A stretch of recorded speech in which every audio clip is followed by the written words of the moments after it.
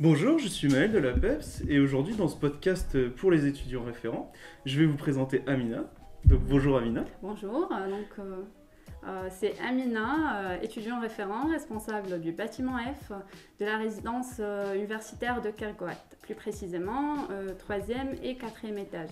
Je suis aussi étudiante en Master 2 de développement logiciel des systèmes d'information à l'Université de Bretagne occidentale. Donc tu vas nous présenter plus en détail qu'est-ce que c'est le travail d'un étudiant référent. Donc pour commencer là-dessus, est-ce que tu peux nous expliquer c'est quoi son rôle, un étudiant référent, et pourquoi toi tu as postulé pour ça? D'accord. Déjà, un étudiant référent est un étudiant résident au Crous. Donc bien évidemment pour la raison qu'il soit près des étudiants et pour qu'il puisse intervenir facilement au moment de besoin. Et donc après, le rôle d'un étudiant référent, c'est de veiller au bien-être des étudiants, les aider, les orienter, les accompagner dans leur démarche en cas de besoin. Aussi de les contacter régulièrement pour justement prendre de leurs nouvelles, pour s'assurer de leur santé physique et morale et éventuellement savoir à partir de leur retour s'ils ont des problèmes, peu importe l'intensité, et donc pouvoir intervenir soit d'une manière directe ou alors remonter leur situation au Crous pour qu'ils interviennent à leur part à résoudre le problème. D'accord. Tu t'occupes d'à peu près combien d'étudiants au total, grosso modo? Alors pour ma partie, je suis responsable du 3e et du 4e étage du bâtiment F de la résidence.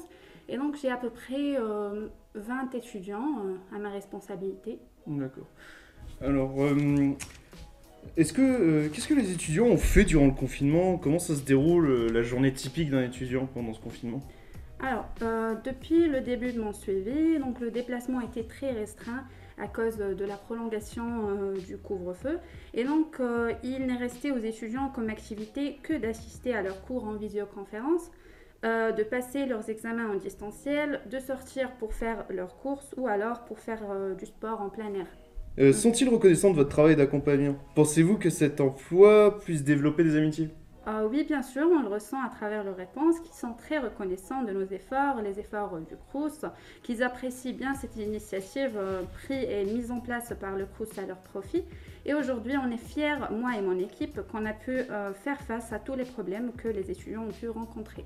Donc tu travailles en équipe, c'est ça? Il y a qui Oui. avec toi du coup? Donc il y a 5 étudiants avec moi, il y a Kessia, il y a Imen, il y a Nizar et il y a Myriam et Abdellah. D'accord. Et comment, si tu prenais juste un exemple, comment Mhm. tu aides les étudiants? Genre sur un seul exemple. Déjà, notre rôle, c'est de les contacter régulièrement, donc quotidiennement, et renvoyer un rapport à Monsieur Christian, qui est le responsable, pour avoir un suivi quotidien de leurs états. C'est certainement ça en particulier. Et pour voir s'ils vont bien, donc s'ils n'ont pas de soucis par rapport à leur santé, par rapport à leur logement, des problèmes, s'ils ont des problèmes par rapport à leur logement, on peut le remonter au Crous pour qu'ils puissent intervenir. Et donc, voilà. Tiens, je te reprends du coup, tu parlais du Crous. Quelles sont les initiatives qui ont été mises en place par le Crous de Brest ou par d'autres structures? Mhm.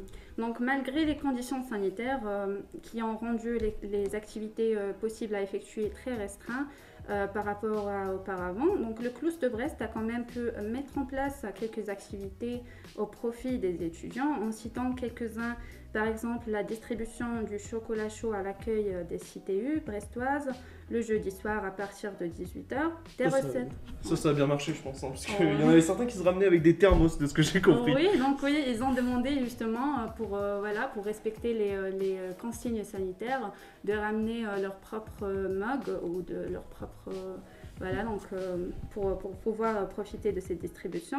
Et après, il y a aussi des recettes publiées par la PEPS pour donner des idées de repas aux étudiants.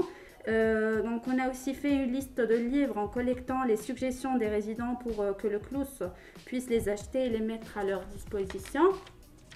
Et aussi, finalement, une soirée internationale est aussi prévue le jeudi 17 décembre à partir de 19h, qui se déroulera par des activités en ligne et la distribution de repas, etc. Donc, soyez au rendez-vous. Et on le saura. Et par rapport du coup, est-ce que vous auriez d'autres idées d'initiatives, de ton côté en tout cas? Est-ce que tu as des idées ou des demandes de la part d'étudiants. Donc, on pourrait, par exemple, organiser des compétitions en ligne, soit de cuisine, soit des compétitions de talent, organiser des soirées karaoké pour chanter, ça se fera aussi en ligne, ou il y a aussi d'autres activités, voilà, tout en respectant les normes sanitaires, bien sûr. D'accord. Et donc maintenant, si on en revient à ton poste en soi, juste le poste d'élève référent, qu'est-ce que ça t'apporte cet emploi et t'envisages quoi pour l'an prochain? D'accord. Donc déjà, pourquoi j'ai postulé pour l'offre de l'étudiant Oui. référent? Donc, mis à part l'avantage financier, le fait de vouloir aider les étudiants, la raison pour laquelle j'ai postulé, c'est que déjà quand j'étais au Maroc, j'étais toujours active en parascolaire.